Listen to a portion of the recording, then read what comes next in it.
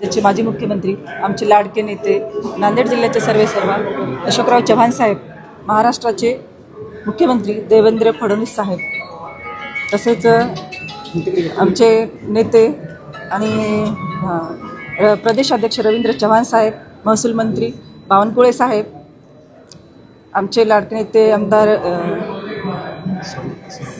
सर्व पदाधिकारी, तसेच अमरभाऊ राजूकर, DP सावंत साहेब, सर्वांचे मनापासून धन्यवाद देते. त्यांना आभार मानते की मला ह्याच्यासाठी त्यांनी एवढी मोठी जबाबदारी दिलेली आहे, त्यासाठी मी त्यांचे खूप खूप आभार मानते.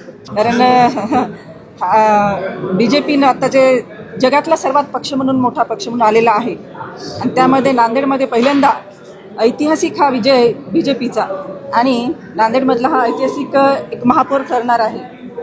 तर खूप छान आनंद वाटतोय. एवढी मोठी जबाबदारी दिली आणि 10 तारखेला निवड आहे.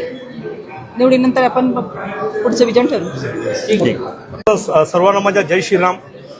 आज नांदेड वाघाळा महापालिकेत भारतीय जनता पार्टीची सत्ता एक हाती आलेली आहे आणि ते शक्य झाले केवळ आमचे नेते माननीय अशोकराव चव्हाण साहेब, महाराष्ट्राचे मुख्यमंत्री देवेंद्रजी फडणवीस साहेब आणि व तसेच आमचे महानगर अध्यक्ष अमरभाऊ राजूरकर, माजी मंत्री DP साहेब आणि गोपचडे साहेब आणि भारतीय जनता पार्टीच्या सर्व टीमनं जोरदार काम केल्यामुळे एक हाती सत्ताही आमच्या नांदेडला आमची आलेली आहे. आणि पहिल्यांदाच आमचा भारतीय जनता पार्टीचा हा झेंडा आमचे नेते श्री अशोकराव चव्हाण साहेबांमुळे आणि सर्व सहकार्यामुळे फडकला आहे आणि पहिला महापौर बसण्याचा मान आमच्या वहिनीला भेटलेला आहे. याबद्दल सर्वप्रथम मी माझ्या पक्षाच्या सर्व पदाधिकाऱ्यांसोबत नांदेडच्या जनतेचा सुद्धा मी धन्यवाद व्यक्त करतो. 45 नगरसेवकमध्ये हे फक्त भारतीय जनता पार्टीचा कमळाचा फुलावर निवडून आलेले आहे.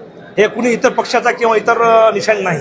म्हणजे आम्ही एकत्र कुटुंब आहोत. 45 इथं नवीन जुन्याचा काही वाद नाही. आणि आपण जे म्हणतात हे ते पूर्ण सिंबल कमळच्या फुलाचे होते. 45 म्हणजे पूर्ण भाजपच झाले ना. हे भाजपमध्ये फक्त झाले माननीय अशोकराव चव्हाण साहेब, गोपचडे साहेब आणि नांदेडच्या जनतेमुळे. आपल्याला सर्व कारणीभूत माहिती आहे की नांदेड वाघाळा महापालिकेमध्ये मागील 20 वर्षापासून आम्ही विरोधी पक्षाची भूमिका निभत होतो. पण तेवढा तो पक्ष आणि विरोधी पक्ष असल्यामुळे तो आमचा भाग होता. पण यावेळेस आम्ही सत्तेमध्ये आहोत. भारतीय जनता पार्टी केंद्रात सत्तेमध्ये आहे, भारतीय जनता पार्टी महाराष्ट्रात सत्तेमध्ये आहे. तर आम्ही विकासाचा रथ पुढे घेऊन जाऊ आणि आमचं विजन ठरलेलं आहे. आमचे नेते माननीय अशोकराव चव्हाण साहेब एक विजन ठरलेलं आहे. त्या विजन खाली आम्ही नांदेडचा विकास करू आणि सर्व पक्षीय लोकांना घेऊन नांदेड विकास करायचे आमचा ध्येय आहे. आमच्या नेत्याने आणि वरिष्ठ नेत्यांनी एक संकल्पना केली. 100 दिवसाचा एक कार्यक्रम आम्ही अवलंबून करणार आहे आणि लवकरच आमची 10 तारखेला निवड झाल्यानंतर आम्ही सर्वप्रथम आमच्या पूर्ण 45 नगरसेवक आमचे नेते यांच्या नेतृत्वाखाली आम्ही एक विजन ठरवणार आहे आणि ते विजन ठरवल्यानंतर आम्ही पत्रकार परिषद घेऊन माननीय महापौरच्या अध्यक्षाखाली आम्ही ते विजन आपल्याला ठरवणार देणार आहोत.